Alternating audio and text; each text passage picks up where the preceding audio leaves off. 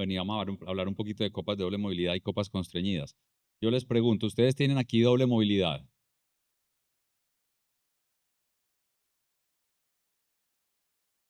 y copas constreñidas?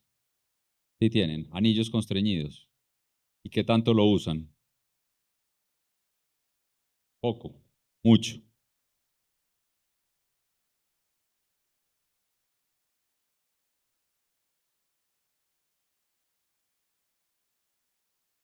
Son dos conceptos completamente distintos. La copa de doble movilidad creo que ha ido ganando espacio, la copa constreñida ha ido perdiendo espacio en la literatura, pero no está proscrita completamente. Entonces son estos dos tipos de implantes los que tenemos en la mesa para nosotros solucionar una gran cantidad de problemas.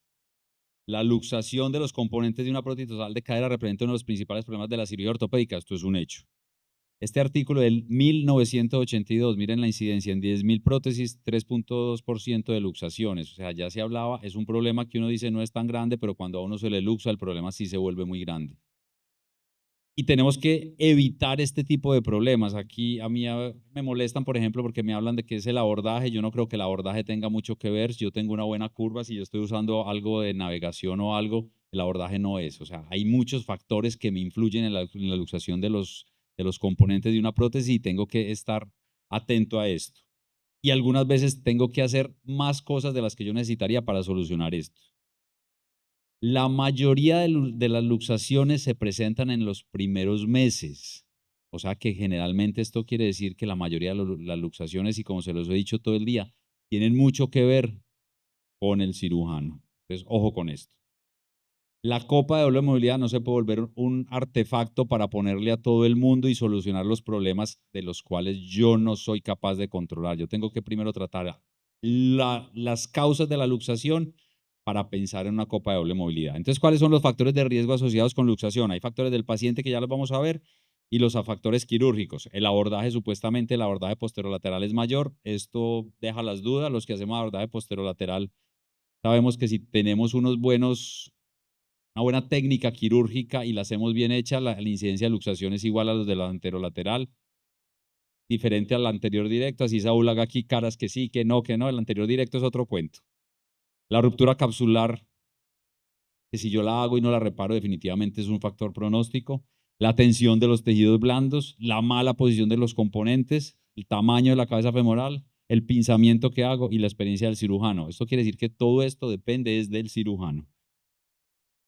En cuanto a los factores que no son nuestros, está el sexo femenino, es mucho más frecuente en las mujeres. Esto no es identidad de género, esto es una realidad.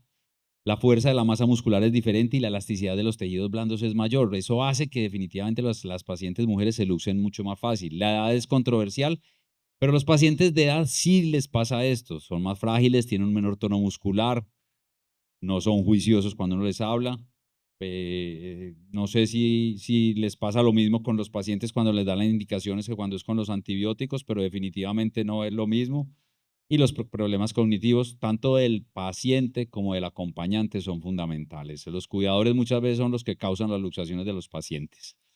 Lesiones neuromusculares, y aquí es donde yo ya sí puedo empezar a actuar y empiezo a decir, bueno, voy a cambiar mi dinámica en estas prótesis. Todo este tipo de patologías me hacen pensar en que estos pacientes hay que tener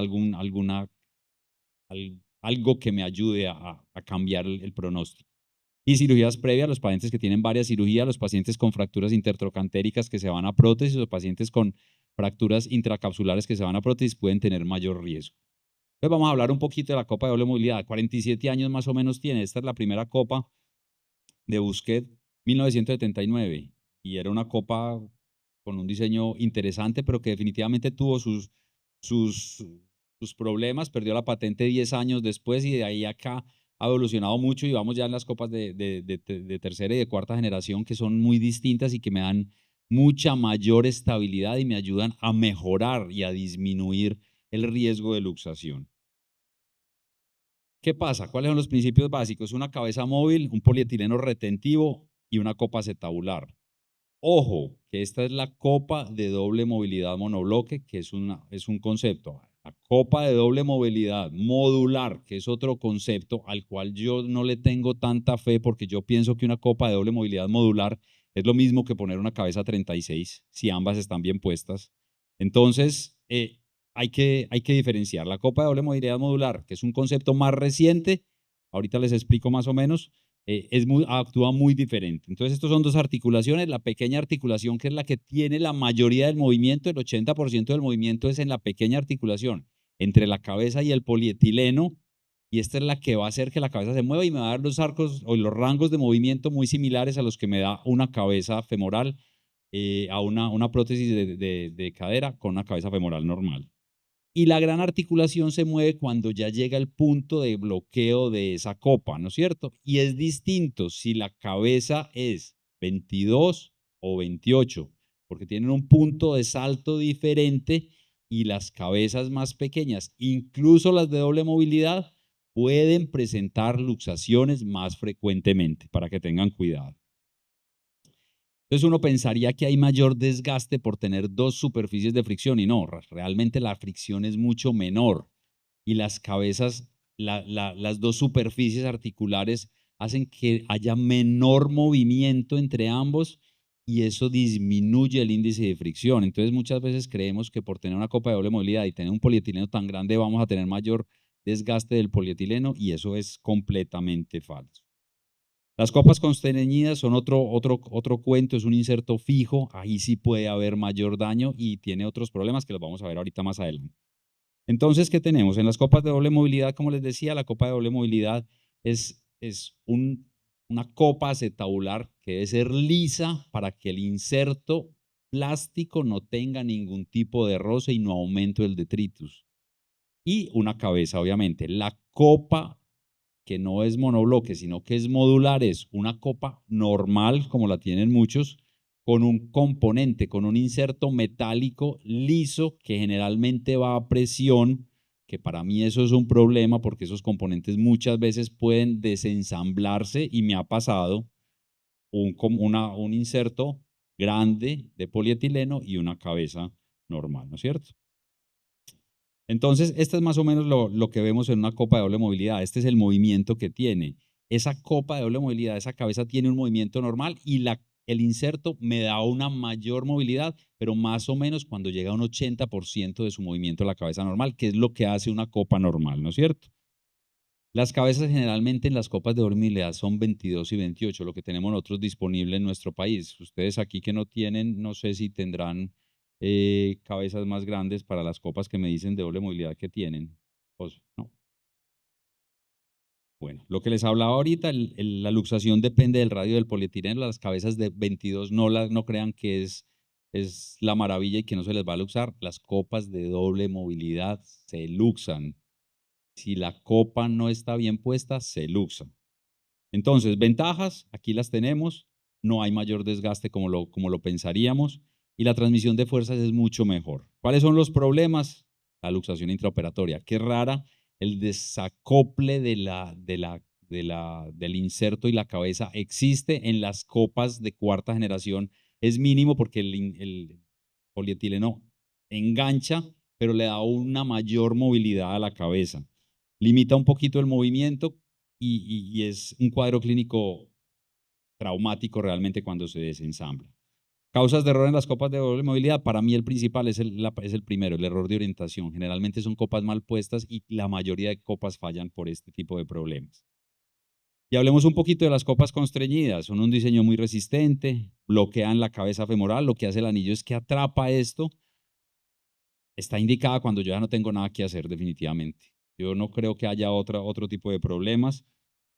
Aumentó inicialmente, tuvo un éxito muy bueno y miren este artículo del 2007 y a partir de esta época más o menos empezó a disminuir, aunque vuelvo y le repito, hay un artículo reciente de este año que todavía lo recomienda, pero llega a la misma conclusión. Hay un mayor estrés, hay un mayor desgaste, hay mayor osteolisis. Normalmente no se luxan, sino que se aflojan y revientan las paredes posteriores o anteriores, entonces son un desastre y la rata de aflojamiento es muy alta. Esto es lo que dicen. Yo tengo una paciente que tiene 12 años con un anillo constreñido y la paciente sigue feliz. No sé por qué, pero lo que sí tiene que ser es que la copa la tienen que poner muy bien puesta si ustedes quieren que esta copa les funcione. Las complicaciones definitivamente de las copas constreñidas son las mismas normales, pero el problema grande es cuando la copa empieza a moverse y empieza a destruir el acetábulo. Esas copas se sueltan completamente, incluso con el inserto y la cabeza constreñida. Y vuelvo a lo que les digo, este artículo de Bolognesi de este año todavía está en prensa, que dice que todavía se usan, que tienen indicaciones, pero que los resultados a largo plazo todavía no son los deseados. Entonces no se han dejado de usar, pero tengamos mucho cuidado. Yo normalmente no uso mucho, hace mucho no uso copas constreñidas y más o menos el 5% de mis pacientes tienen estas copas y generalmente son pacientes o con fracturas que tienen una demencia senil o pacientes con un Parkinson o pacientes con alguna lesión neurovascular. De resto no lo uso, no veo una justificación específica. No empecemos a usar las copas de doble movilidad como la salvación porque no son la salvación. Aquí les muestro un paciente de 66 años, enfermedad de Parkinson, una fractura intracapsular. A los 15 días se luxó, le hicieron reducción abierta, después otro nuevo trauma y se volvió a luxar. Terminamos en una copa de doble movilidad. ¿Cuál es el problema de muchas copas de doble movilidad? Monobloque, que no tienen fijación con tornillos y si la copa no está bien puesta se les afloja muy fácil. Otro paciente, fractura intracapsular, epilepsia, una copa de doble movilidad. Otro paciente con demencia senil.